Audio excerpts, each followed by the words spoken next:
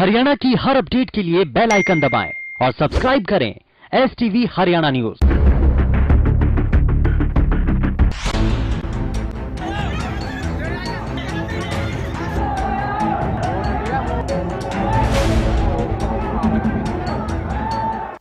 Break के बाद आप सभी का स्वागत है। गुरुग्राम दिल्ली बॉर्डर पर उस वक्त तनाव की स्थिति बन गई जब काम करने गुरुग्राम आने वाले लोगों को हरियाणा पुलिस ने रोक दिया। इसके बाद लोग भड़क गए और जमकर पत्थरबाजी की गई, जिसमें कई जवान जख्मी हो गए।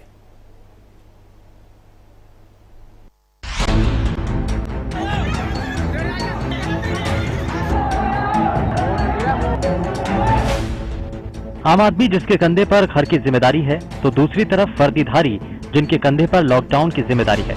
जब दोनों आमने सामने हुए तो नजारा कुछ ऐसा था जिसे देखकर हर कोई स्तब्ध रह गया।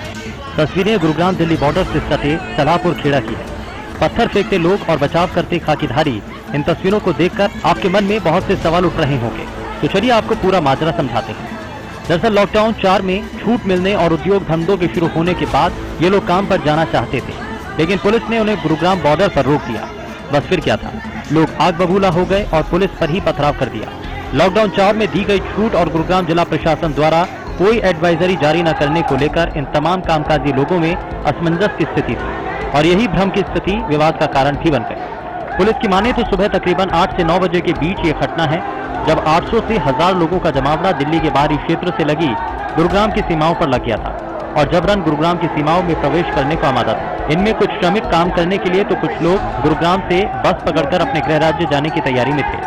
पुलिस ने जब इन लोगों को समझाने की कोशिश की तो उनमें से कुछ असामाजिक तत्वों ने पुलिस पर पथराव करना शुरू कर दिया।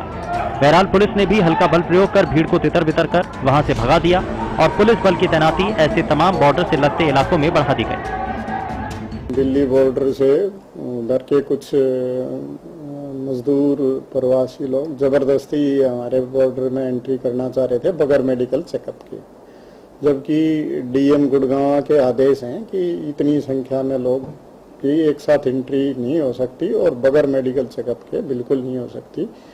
तो उनको जब पुलिस ने समझाने की कोशिश की तो उन्होंने फोर्सफुली एंट्री करने की कोशिश की और पुलिस के साथ झगड़ा करने की कोशिश की, जिसके संबंध में हमने काफी प्रयास करके स्थिति को कंट्रोल में करके और उनको काबू किया। दरअसल लॉकडाउन के कारण पिछले 2 महीने से लोग घरों में कैद हैं, लेकिन उद्योगों के फिर से चालू होने के बाद लोग काम पर लौटने लगे हैं। इसी के चलते बॉर्डर पर लोगों की भीड़ इकट्ठा हो गई और पुलिस के रोकने के बाद स्थिति तनावपूर्ण हो गई। इस पत्थरबाजी में 2-3 पुलिसकर्मियों को चोटें आई हैं। फिलहाल इस घटना के बाद बॉर्डर पर सख्ती और भी ज्यादा बढ़ा दी गई। दिल्ली से सटे गुरुग्राम की सीमाओं को जिला प्रशासन के आदेशों के बाद 1 मई को सील कर दिया था।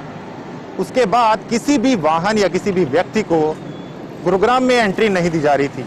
केवल केंद्र सरकार और हरियाणा सरकार द्वारा मान्यता प्राप्त पास धारकों को ही गुरुग्राम में एंट्री दी जा रही थी।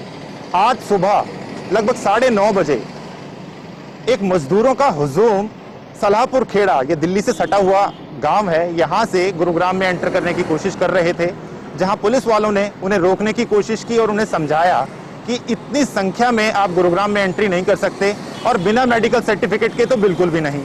इतना सुनते ही वहां के मजदूरों का गुस्सा 7वें आसमान पर जा पहुंचा और उन्होंने पुलिस पर पथराव करना शुरू कर दिया।